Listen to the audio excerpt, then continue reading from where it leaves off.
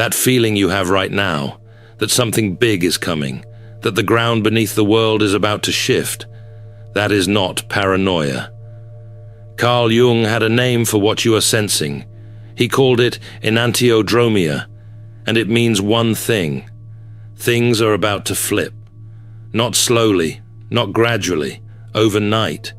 You felt it before you clicked this video, and you were right to trust that feeling. While 99% of people are walking forward with their eyes closed, you are already standing at the edge, looking out. Today, we are going to walk through Jung's roadmap for the most sudden psychological shift in modern history. And by the end, you will understand not just what is coming, but why you are one of the few who will not be swept away. Let's start at the beginning. Jung believed that psychological energy never disappears. It does not fade. It does not dissolve. It builds. Think of a dam.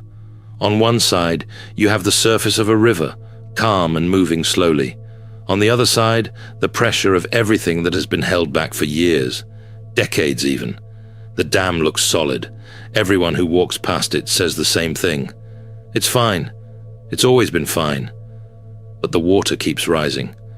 That is exactly where society is right now. On the surface, things look normal. People go to work. They scroll their phones. They talk about the weather. But underneath, something enormous is pressing against the walls. Jung called this the shadow of the collective, the hidden pressure that no civilization can hold back forever. He was not speaking in metaphors when he said this. He was describing a psychological law, a law as reliable as gravity. Here is why that matters.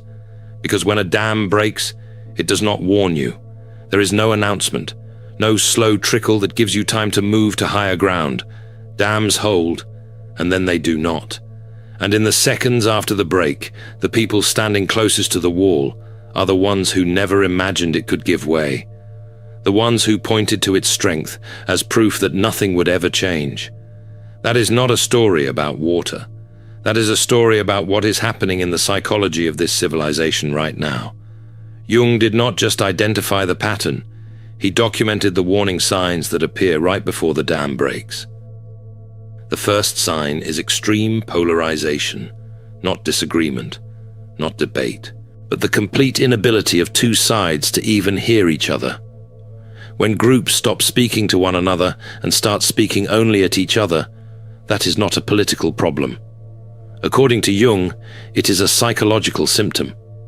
It means the collective shadow has grown so large that it is being projected outward onto opponents, enemies, strangers. Every group sees its own darkness reflected in the other, and the more they deny it, the more intense the projection becomes.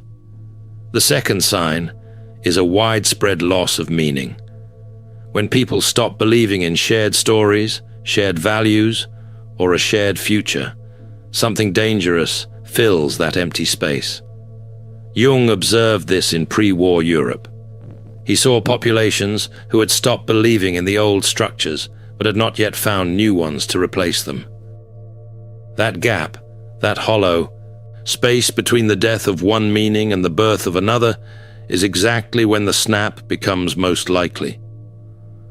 Think about a composite profile based on observed social patterns, a generation who grew up believing that if they worked hard and followed the rules, life would make sense. Then something shifted. The rules stopped working. The path that was supposed to lead somewhere started leading nowhere, and rather than an explanation, the world offered more noise, more distraction, more certainty from people who clearly had no idea what was happening. That vacuum, that collapse of the story a society tells itself, is precisely the condition Jung said could not last. Something always fills it, and what fills it is not always good. The third sign is the rise of mass anxiety. Not the ordinary anxiety of daily life, but a deep, sourceless dread that spreads through populations like a fog. People feel it, but cannot name it. They call it stress. They call it burnout. They call it doom scrolling. But Jung would call it something else entirely. He would call it the unconscious recognizing a pattern that the conscious mind is still refusing to look at. Think about the composite picture of someone you might know. Maybe several people you know. They feel fine most of the time, but late at night, they feel something is off. They cannot explain it. They just know something is coming.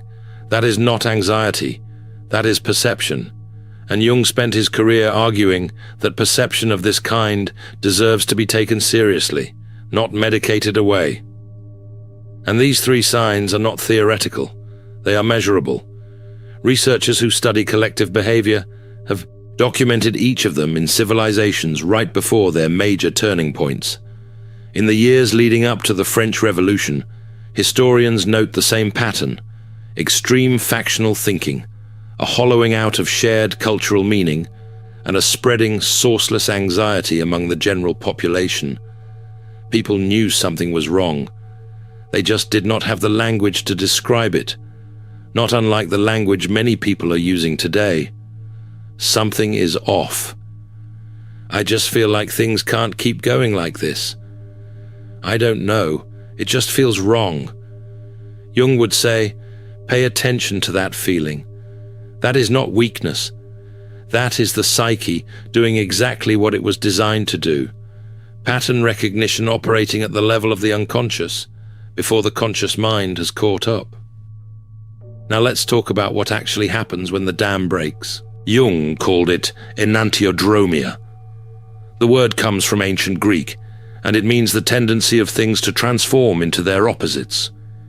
He borrowed the concept from the philosopher Heraclitus, who noticed thousands of years ago that extreme conditions always flip, that what goes too far in one direction always eventually reverses. Empaths aren't